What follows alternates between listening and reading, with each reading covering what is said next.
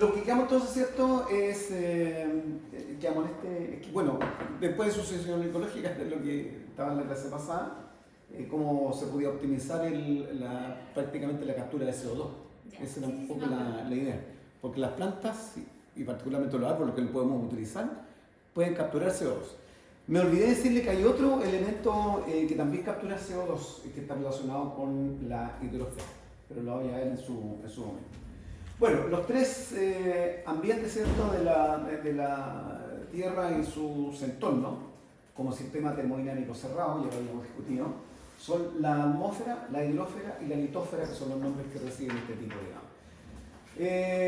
y precisamente estos tres estamentos de la Tierra representan también a los tres estados de la materia: el estado gaseoso, la atmósfera, ¿cierto?, el estado líquido, falta una acento ahí, la hidrosfera, y el estado sólido, que sería la litosfera, en ese mismo plano. Visto esto, empezamos entonces a estudiar la atmósfera, su composición.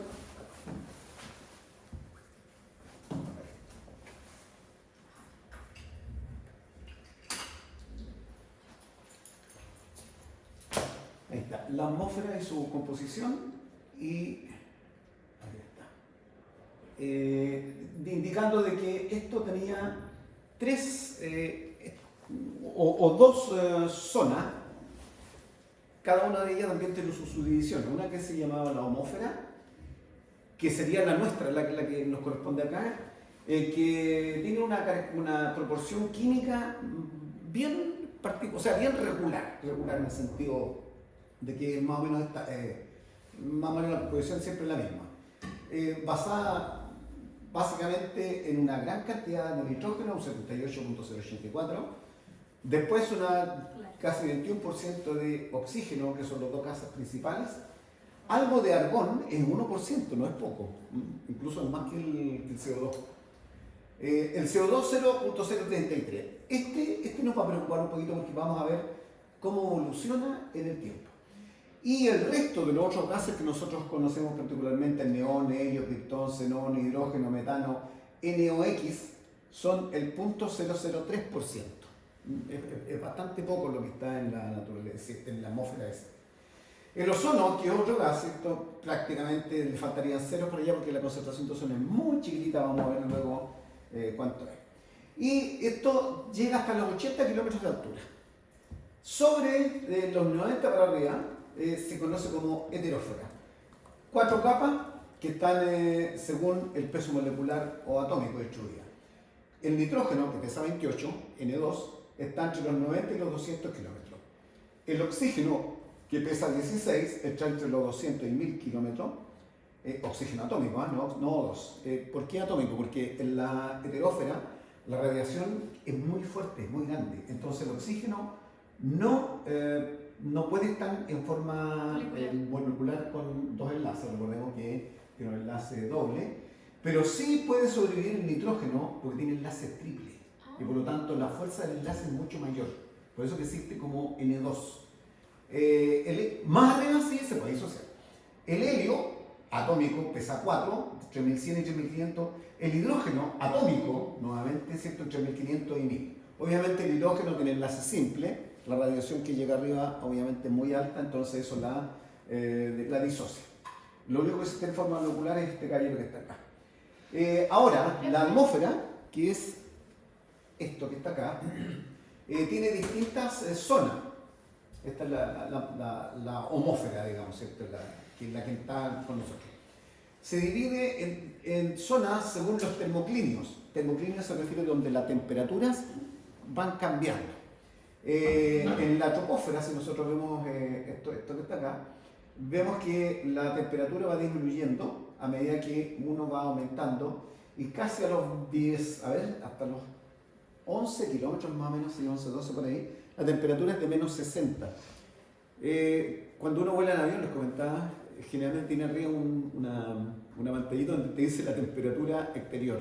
Entonces cuando uno está ya a menos 50, quiere decir que está más o menos como unos 12 kilómetros de altura, 12 de dirección.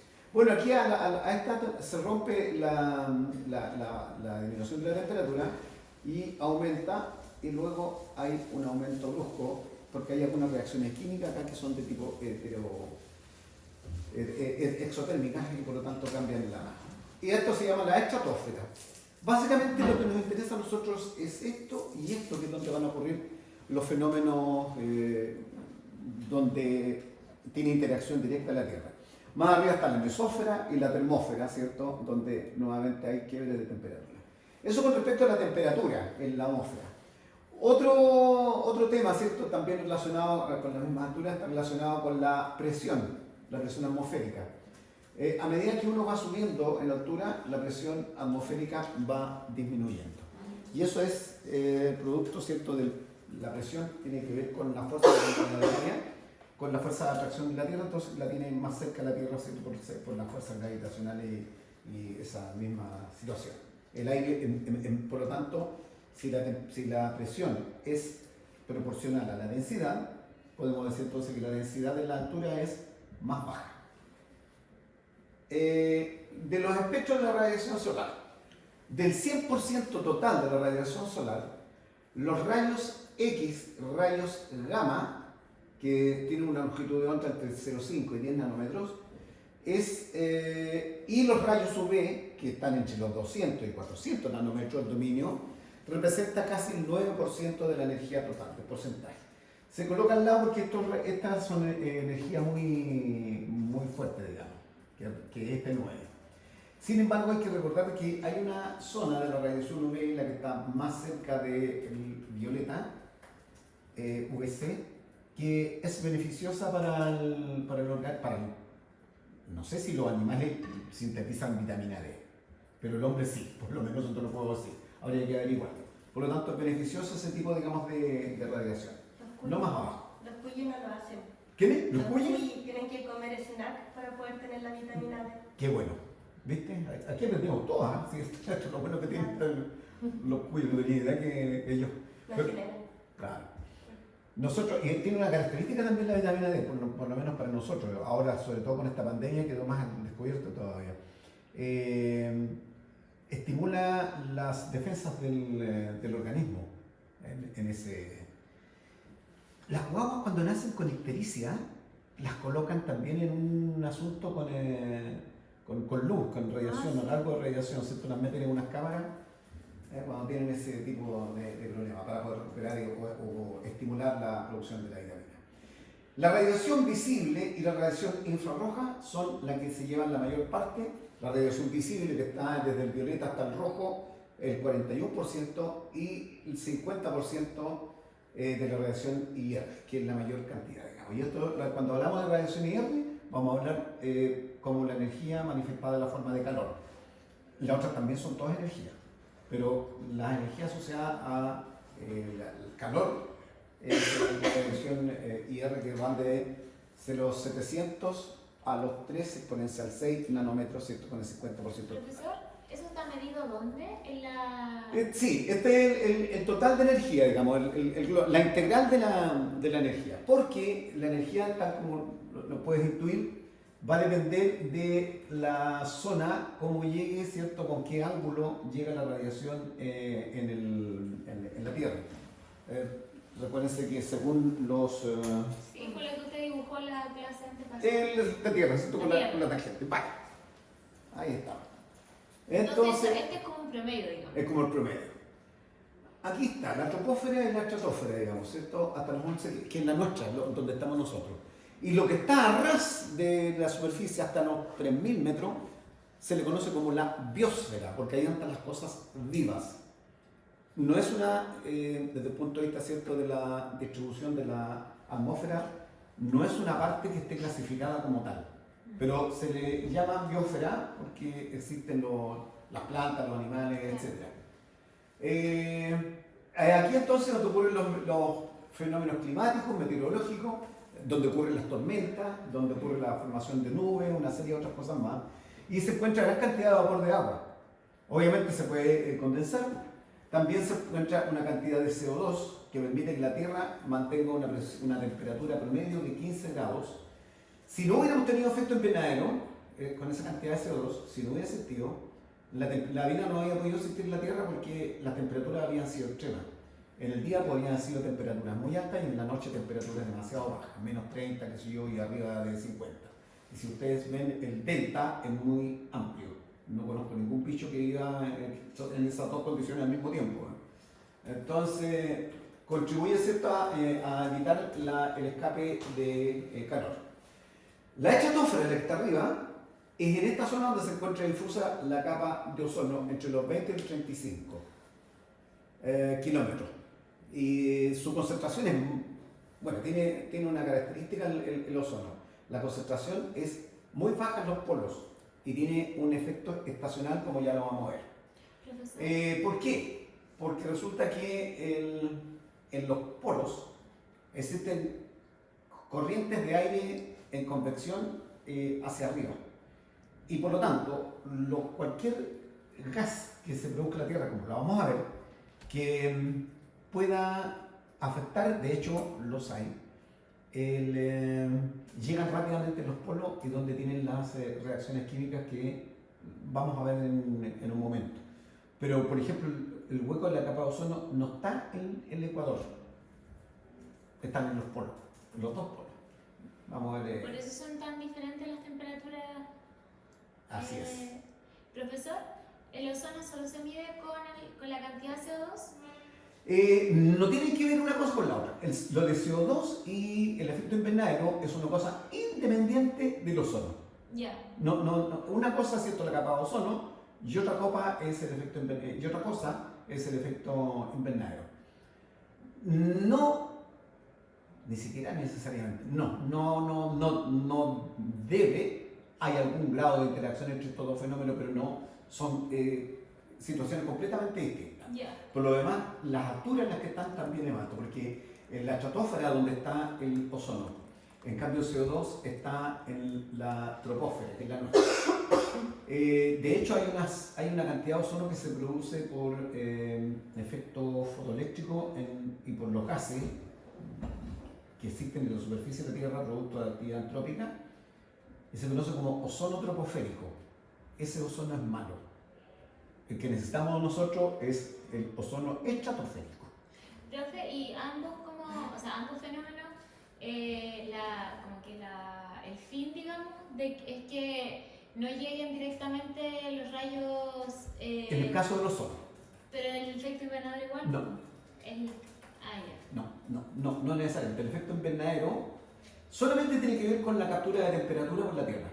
Pero para mantener una temperatura promedio. Tiene que ver con El ozono no. El ozono no contribuye a esa.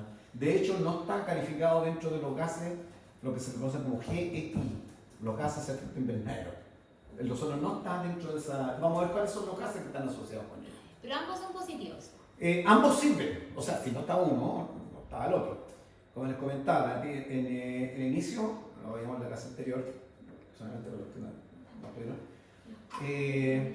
En el inicio la Tierra tenía una atmósfera reductora, vale decir, no había oxígeno, había metano, amoníaco y otras cosas más. Y la luz ultravioleta obviamente llegaba de lleno, nada detenía la luz ultravioleta que venía del sol. Y la Tierra por lo tanto era una roca mojada con agua, lo vamos a ver luego. Y afortunadamente la radiación UV no puede penetrar tanto en los océanos. Entonces, primero empezaron unas algas a fotosintetizar y empezaron a generar, el CO2 se disuelve muy bien en el agua, sí, por la razón de que se produce una reacción química que ayuda a su disolución. El CO2 con el agua está en un equilibrio, sí, para formar el ácido carbónico. Y que están en equilibrio. Bueno, este CO2 que está en el agua es tomado por plantas que pueden fotosintetizar y empezaron a generar oxígeno debajo del agua. Una vez que se saturó el mar, más o menos son 10 partes por millón, esos son 10 miligramos por litro. Esa es la concentración máxima a la temperatura conveniente del agua, porque los gases se disuelven en el agua según su temperatura, donde lo vamos a ver. Se saturó, y cuando se saturó comenzó a salir oxígeno a la superficie, porque ya no disolvía más el agua. Y cuando empezó a salir a la superficie, por convección de los vientos, qué sé yo, llegó a una altura tal en que hubo una reacción fotoquímica con la radiación UV precisamente y se empieza a generar el ozono. Y cuando se genera el ozono, disminuye la radiación ultravioleta dañina y por lo tanto pueden crecer en la superficie de la Tierra plantas. La primera fueron los líquenes, que de allá algo orgánico, antes era piedra. Y los líquenes empezaron a crecer, millones de años, que se hicieron un manto y se hizo capa vegetal. Y una vez que se hizo una capa vegetal, salió, no sé, por el primer pasto, y luego más pasto, más grande, qué sé yo, y los pescados que estaban en la orilla podían salir a comer afuera y se le transformaron en patas, etcétera, etcétera.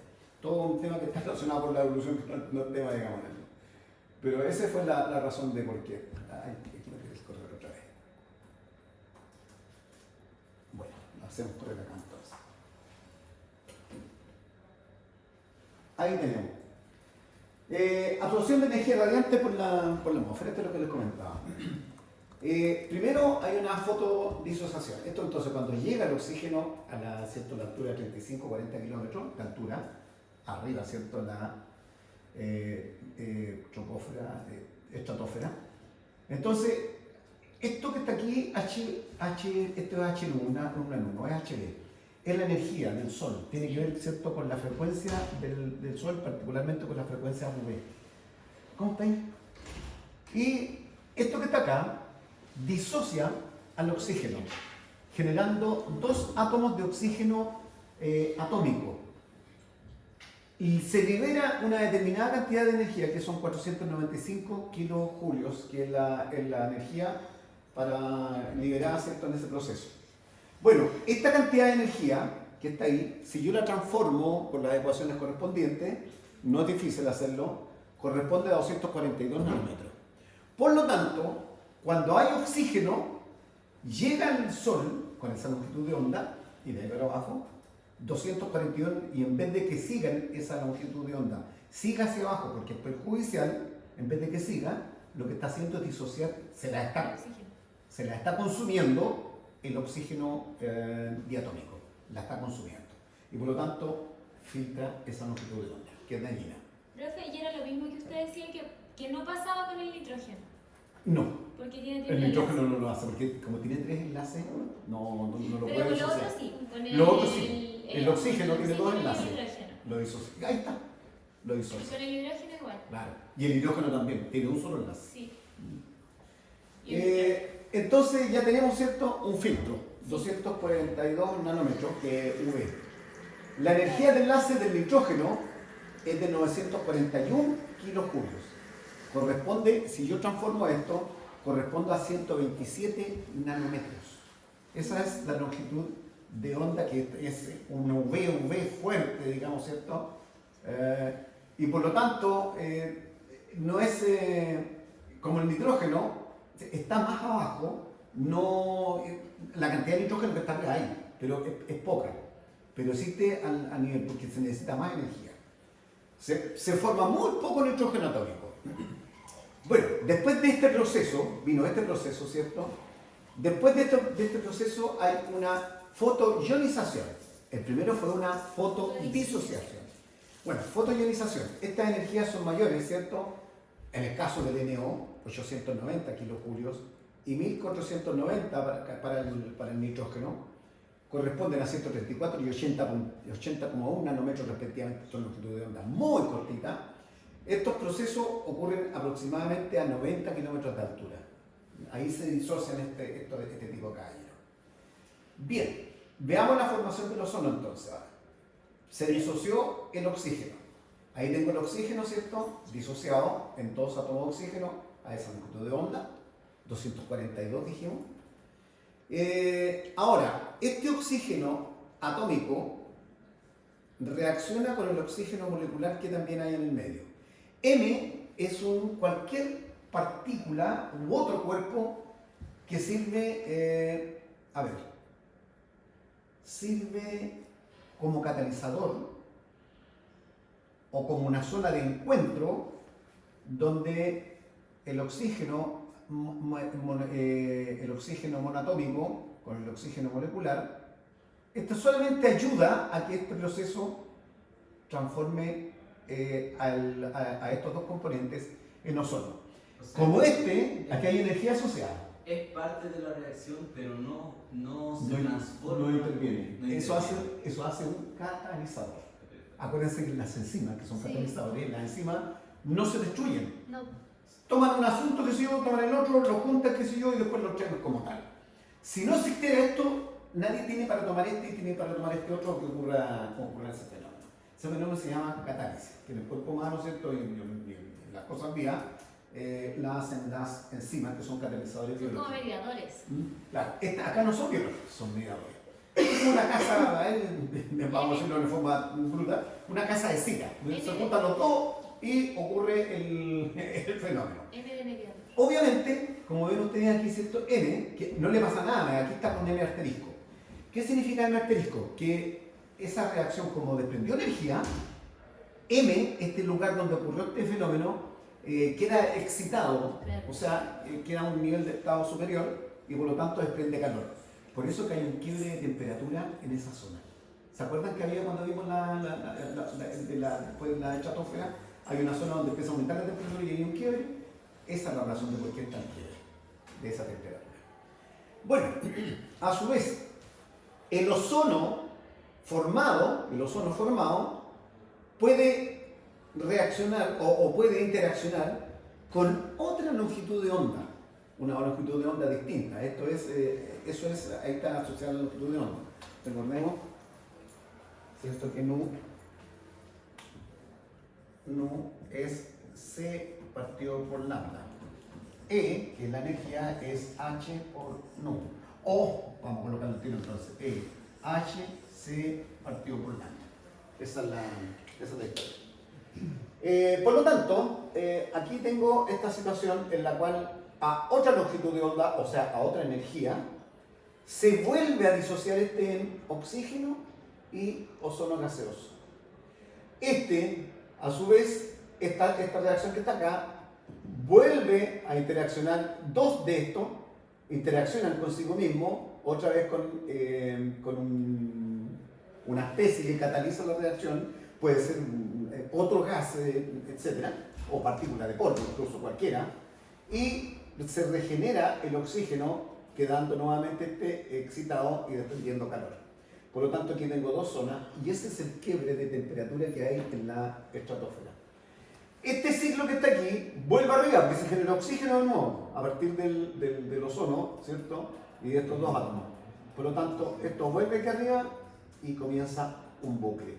Y esto está siempre funcionando. Se destruye, se arma, se destruye, se arma. Se destruye a una longitud de onda, se arma a otra longitud de onda. Se destruye a una, se arma a la otra. Y las dos con energías distintas que corresponden precisamente en el rango entre 240 y 310 nanometros. ¿El rango donde está Del UV.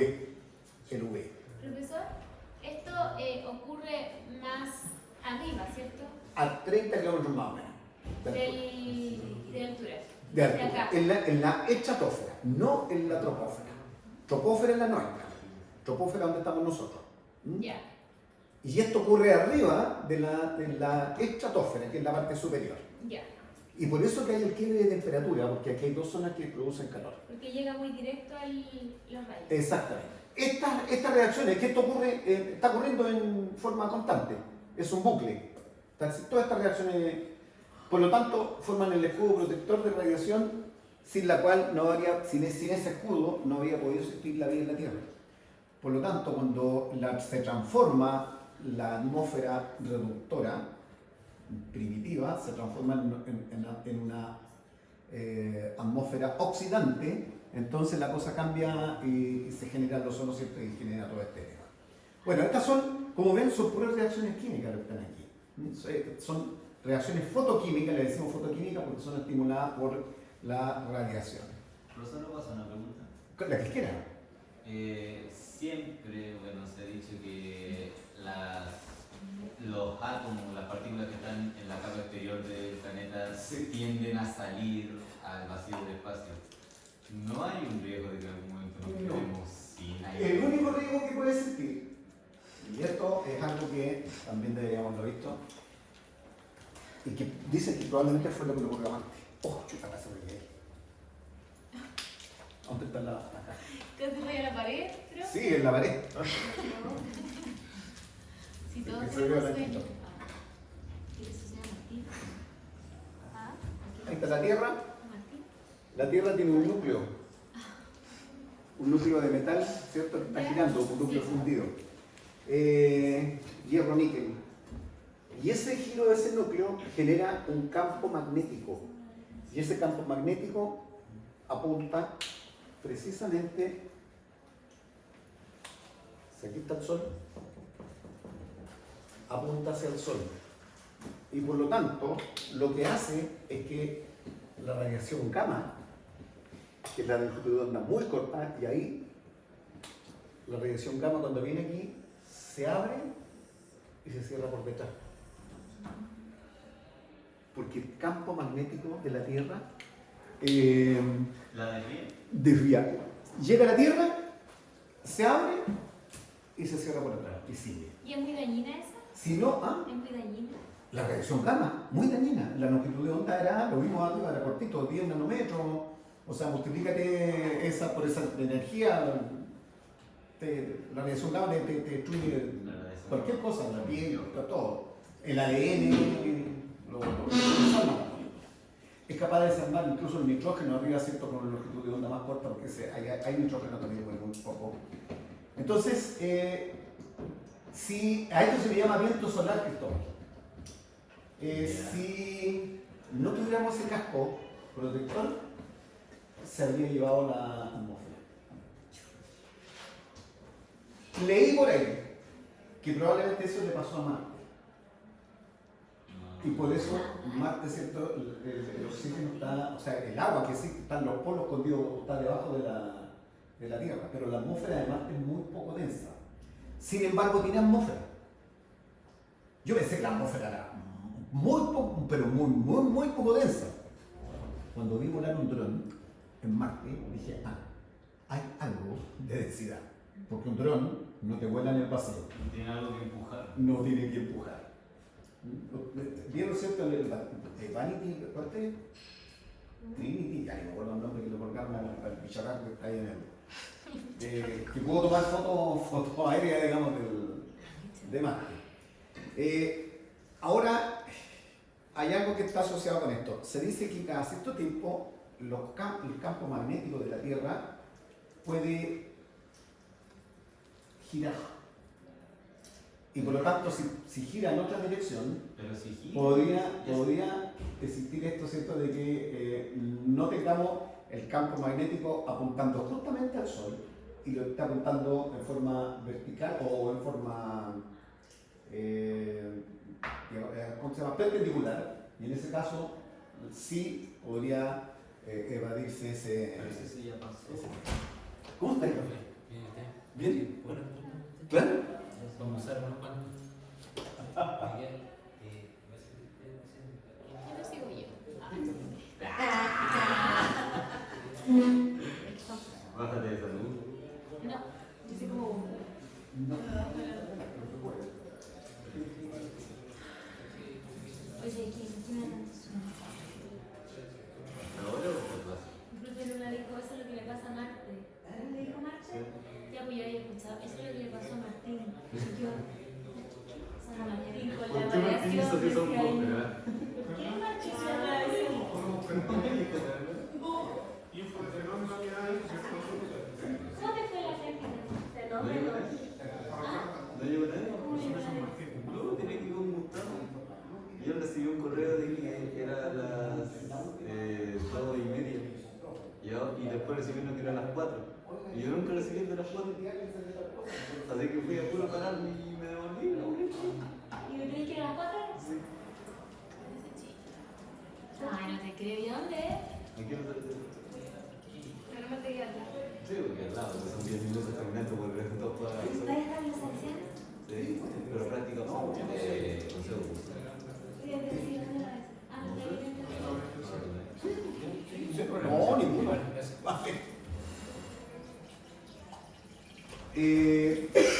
Entonces hablamos, ¿cierto?, de este escudo protector que existe y que si no apunta en esa dirección, resulta que, según algunos estudios de los geofísicos, dicen que los polos en este momento se están cambiando. Ahora esto ha ocurrido, no es algo que está ocurriendo ahora, ha ocurrido siempre. Por lo tanto tiene un ciclo. Vuelve nuevamente, ¿cierto?, a retomarse esta posición. O sea que podrían hacer, por ejemplo, no sé, digamos, Australia y América podrían convertirse en un futuro. Podría ser el polo norte allá y el polo sur acá. Wow. En un giro, ¿sí? Como esto es un curso que está relacionado con todo lo nuevo, búsquenlo ustedes mismos. Autoinstruyanse. De hecho, podríamos hacer en el momento un taller y empezamos a googlear y vamos a buscar esto para que se entienda. Pero por eso que no se nos va estas partículas que son muy ligeras, porque el viento solar no se las lleva. Por lo tanto, tenemos esta atmósfera presente. Sobre todo el hidrógeno es súper liviano, pesa 1 y está en forma atómica en ese medio. ¿Te diste cuenta también que había en la heterosfera, hasta arriba que nosotros nos vamos a estudiar, la capa estaba por pesos atómicos? El que está arriba, el más lejos de que es precisamente el hidrógeno. Creo que ya la alcanza a afectar la gravedad. Exactamente, aparte de la fuerza de gravedad, a pesar de que La densidad. según Newton, Ah, claro, igual tendría que, de hecho lo hace,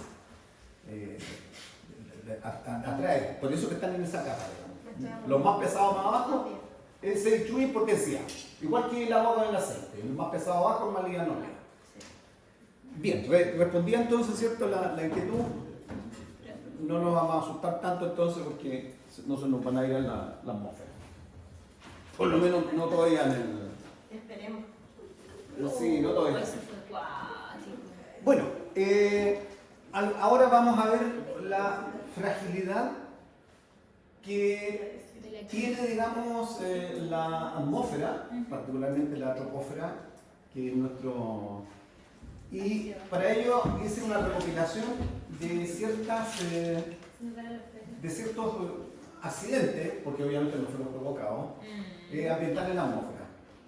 El año 1984, el 2 de diciembre, en India, en una fábrica, se escapó un componente que se conoce como el isocianato de metilo, que es un precursor para fabricar pesticidas. Desde una planta del ayuno en Cairo, mata 2.500 personas y a otras miles quedaron con problemas secundarios en ese medio. También vamos aquí, en un momento dijimos, ¿cierto?, de que algunos de los temas que están asociados con el medio ambiente está la legislación. Bueno, producto de esto también se hizo una legislación. ¿Por qué se iban a la India a fabricar esto? Porque la mano de obra era barata y porque las presiones, o sea, los entornos políticos ambientales eran prácticamente inexistentes. O sea, podías llegar allá, instalarte con cualquier cosa, oye, voy a entrar con una empresa, ay, bueno, voy a dar pena a la gente. Pero la cosa es que también tienes cuidado en otros aspectos. Entonces la India después de eso, obviamente obligó a que las empresas pudieran tener una certificación ambiental, o sea, resguardar, ¿cierto?, su producción y todo ese tipo de cosas. Pero no existían, eran inexistentes. No existían, no sé, el CONAMA que tenemos acá. ¿Y dónde produce el daño ese? El isocenato de metilo, es que lo que pasa es que es precursor de pesticidas y interacciona con el sistema nervioso central. Por lo tanto, te podría provocar una parálisis respiratoria, un shock respiratorio, una serie de otras cosas más, ¿cierto? El sistema nervioso central te mueve todo, donde sea. Obviamente, el año 86, en Chernobyl, que también afectó, ¿cierto?, Rusia, explotan 4 reactores de una planta de generación eléctrica y murieron al tiro, una decena de veces, que increíble, no murieron tantos, solamente los que están en el entorno. Ahora, el número de víctimas se multiplicó por miles después. Bueno, esto en Chernobyl se mantuvo, claro, se mantuvo primero en silencio mientras las autoridades rusas, la Unión Soviética en ese tiempo, trataban de tapar el hoyito. Pero en toda Europa hay estaciones de mediciones de radiación. Y empezaron a ver que los Röntgen, una manera de medir la radiación, comenzaron a aumentar. Entonces dijeron, mira, en alguna parte explotó algo, o algo se escapó, y resulta que empezaron a ajustar los vectores, ¿cierto? De donde estaba de mayor radiación hasta menor radiación, o de menor hasta mayor, que se dieron cuenta de que todas confluían ahí. Y ahí tuvieron que decir que había habido un escape, ¿cierto?, de gas. En la zona que están, a ver, ¿qué está pegado con Rusia? ¿Finlandia? Ucrania. Ucrania, obviamente Ucrania, en ese tiempo pertenecía a la Unión Soviética, y así otros países que eran grandes productores. Ustedes saben que en Ucrania se produce bastante grano también y animales, proteínas. Entonces se prohibió después la exportación de leche que venía de esa zona por esta razón, en ese medio. Bueno, los persisten hasta el día de hoy. Hay una serie, para que ustedes vayan, creo que está en Netflix, creo que se llama Chernobyl. Sí. Veanla. Bueno, está asociado justamente con este, es un hecho real. Lo interesante de esto es que se pensó de que en Chernobyl no iba a crecer más pelo. Sin embargo, las últimas mediciones o registros que se han hecho en Chernobyl, nuevamente la naturaleza vuelve, obviamente la ciudad está abandonada, vuelve a retomar y está lleno de arbustos y una serie de otras cosas más, digamos, incluso de animales.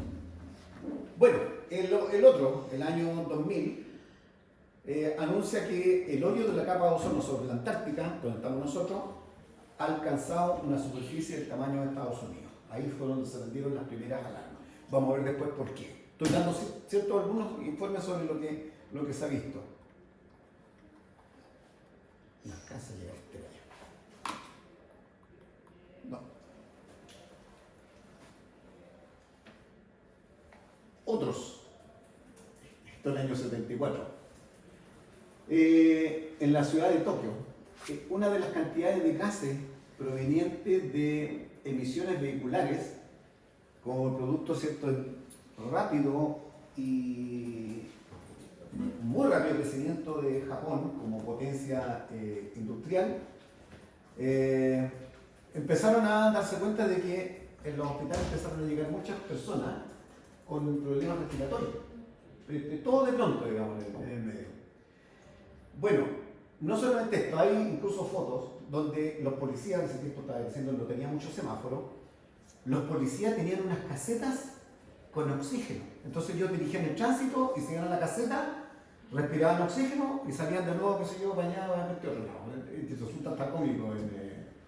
Bueno, esto llevó a la instalación, ¿cierto?, de buscar cómo eliminar los gases tóxicos que se elimina, que los vehículos tiraban afuera. Y la ciencia, nuevamente ya consciente de esto, logra el remedio. Se conoce como convertidor catalítico. Hoy día no se pueden importar vehículos en ninguna parte del mundo sin que tengan convertidor catalítico, particularmente Chile, que fue uno de los primeros que en América Latina, por ejemplo, el año 79, ahora le tocó a Estados Unidos, el 3 Mile Island, o Island. Un sistema de enfriamiento de un reactor nuclear también llevó a que un reactor se elevara la temperatura hasta 1500 grados Celsius y con eso se evaporaron también algunas sustancias radioactivas. Más o menos 10 toneladas de residuos radioactivos que se fueron expandidos, digamos, en ese proceso. El año 98, Chile batió el récord de días de preemergencia. Antes, ¿cierto?, de días de preemergencia. ¿Qué es lo que empezaron a notar? Que también los hospitales empezaron a llenarse con gente con problemas respiratorios y particularmente las guaguas. Entonces ahí se colocó como un indicador, cuando empieza a aumentar la consulta de guaguas y de personas adultas, en la primera preemergencia inmediatamente decía, los vehículos terminados en 5, 8 y 10 no circulan para poder bajar principalmente con niños, adultos y mayores en ese.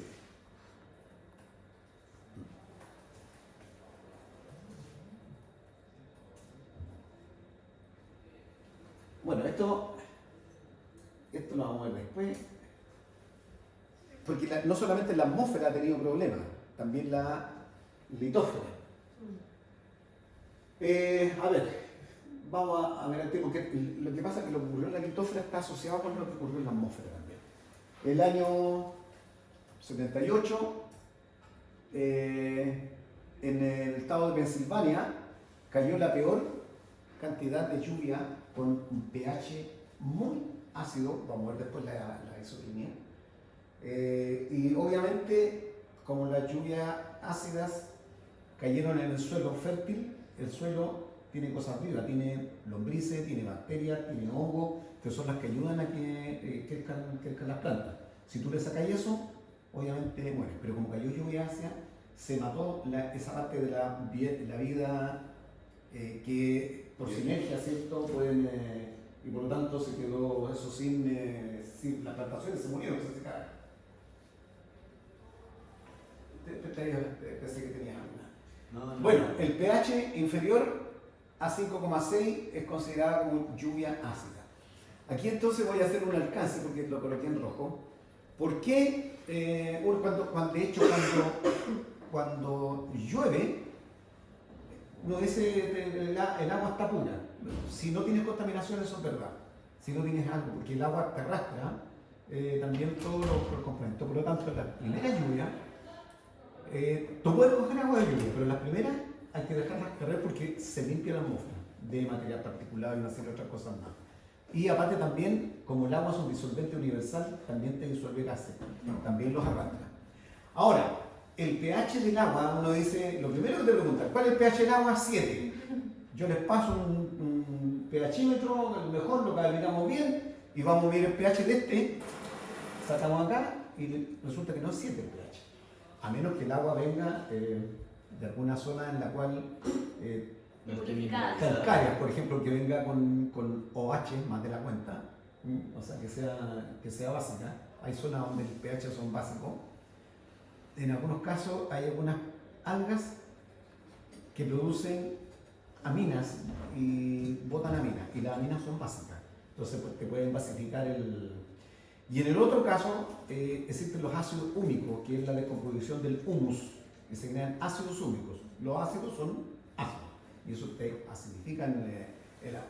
Bueno, pH entonces es en el agua común, voy a utilizar ese término. Resulta que el CO2, como ya dijimos, se disuelve en el agua líquida.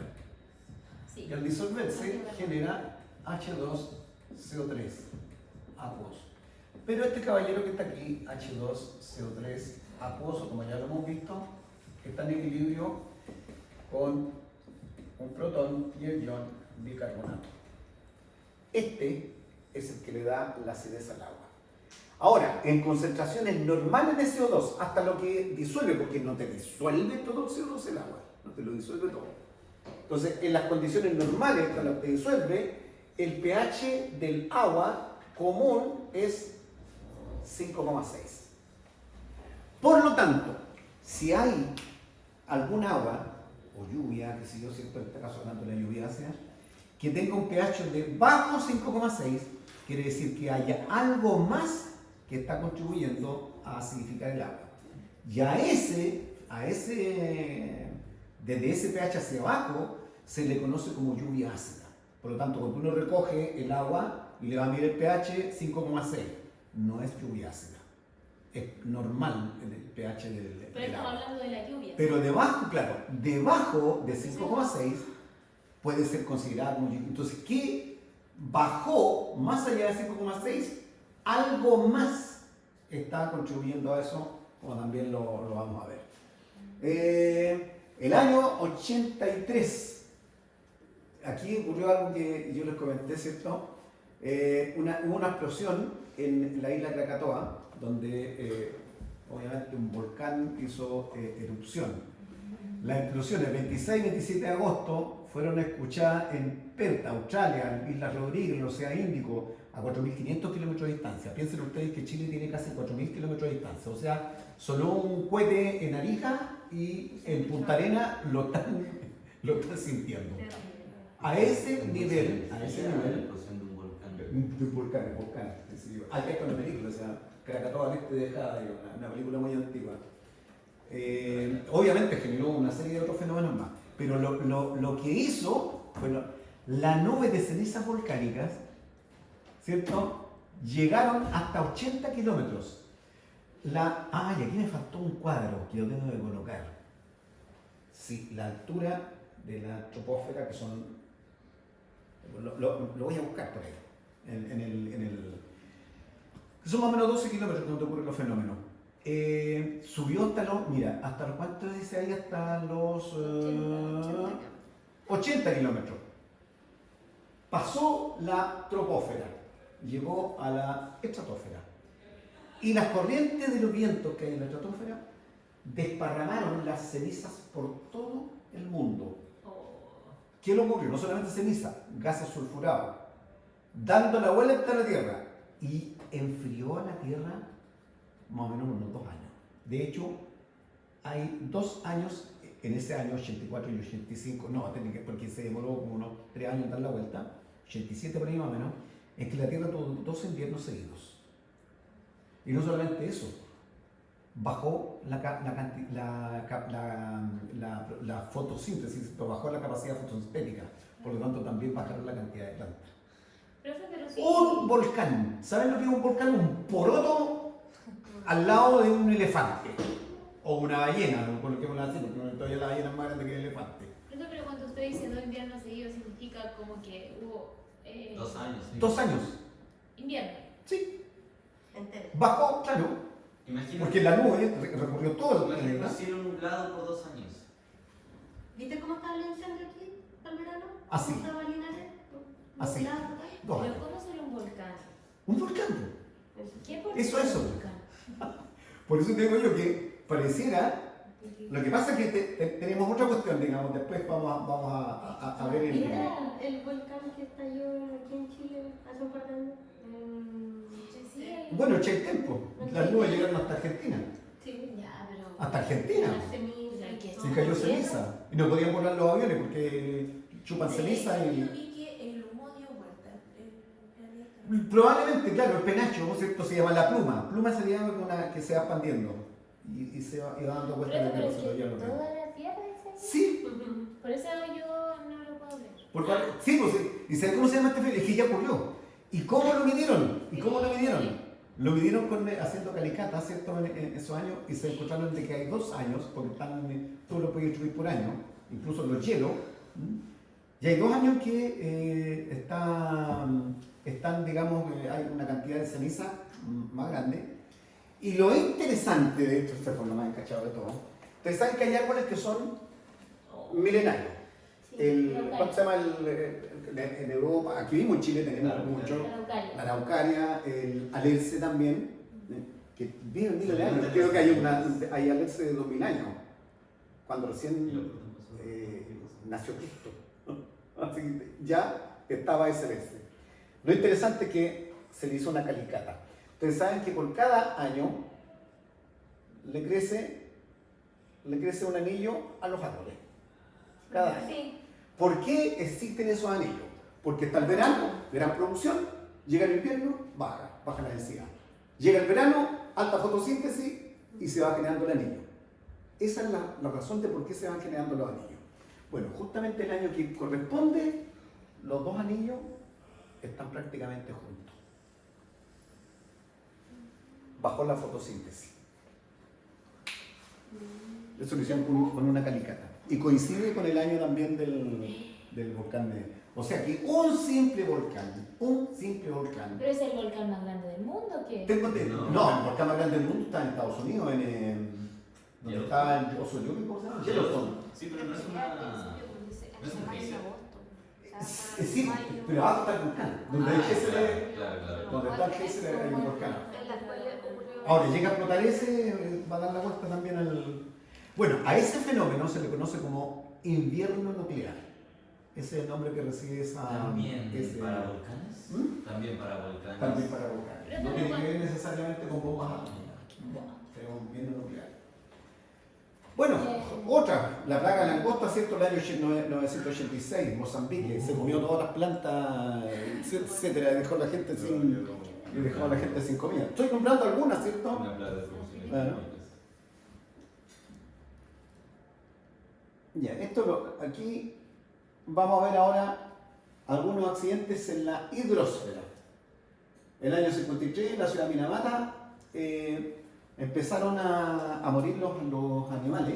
Ah, sí, ese sí. Ese Claro, lo conozco. porque había una enfermedad que le afectaba al sistema nervioso central y el 40% murió, o sea, el 40% causando la muerte, el 40%, y quedaron otras con problemas asociados a problemas neurológicos de por vida. ¿Está ahí o no? Sí, un primer video de... ¿De qué? Ahí tiene que ver pasando el volcán.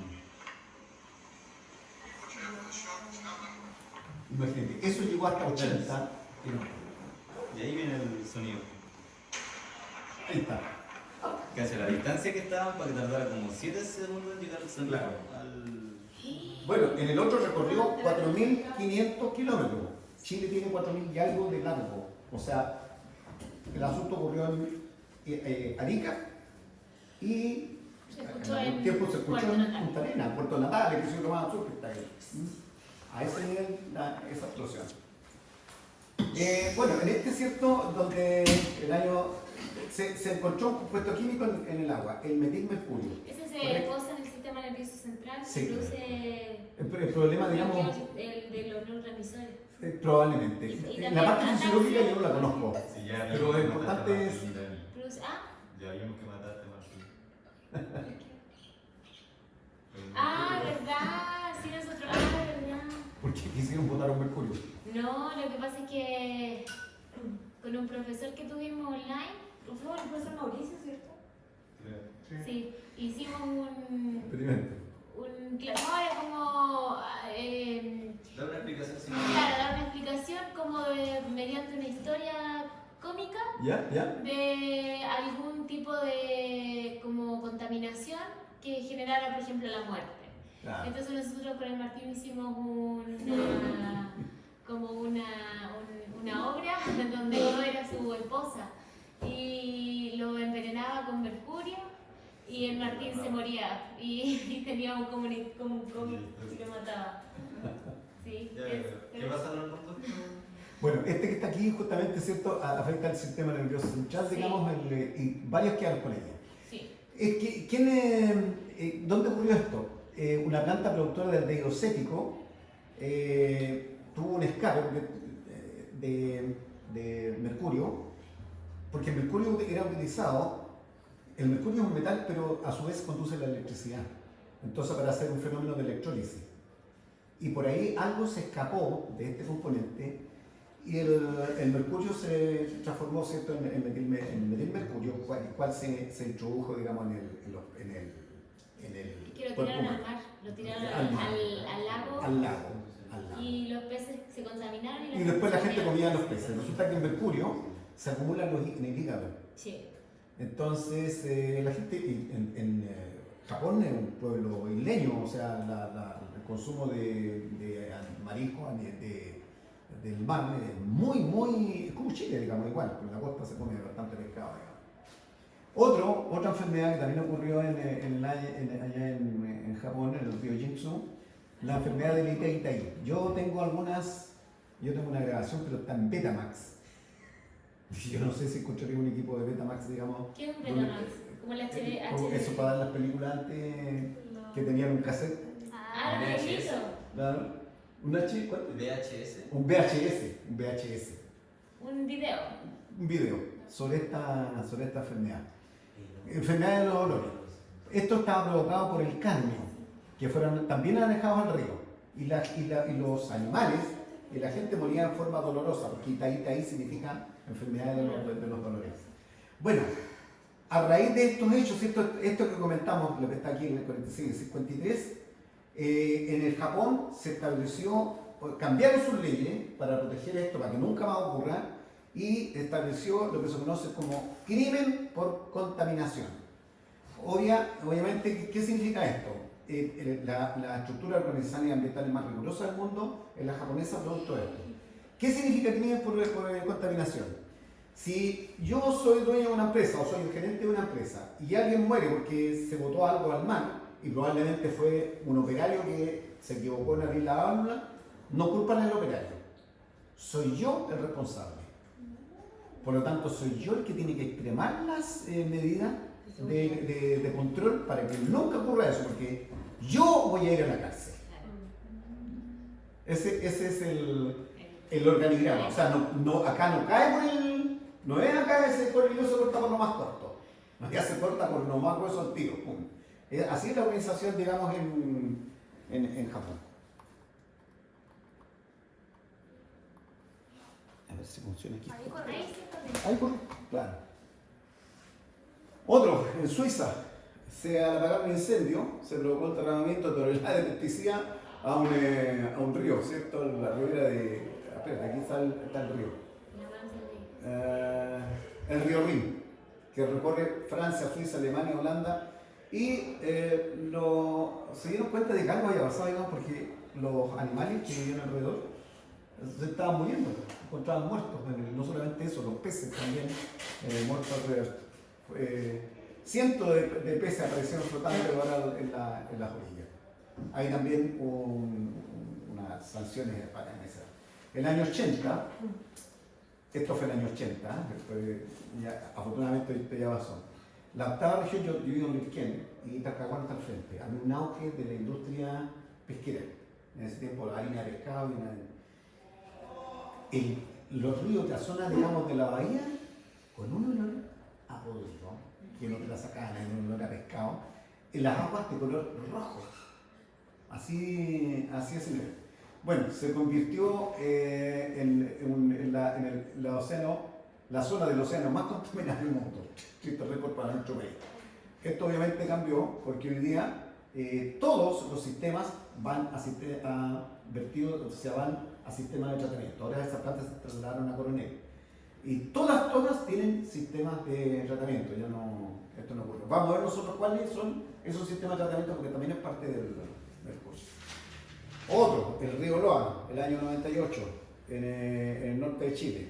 Bueno, unos relaves se derramaron por el producto del invierno boliviano y se llegaron los xantatos, que los utilizan para hacer flotación del cobre y separarlo de molibdeno y otros metales más.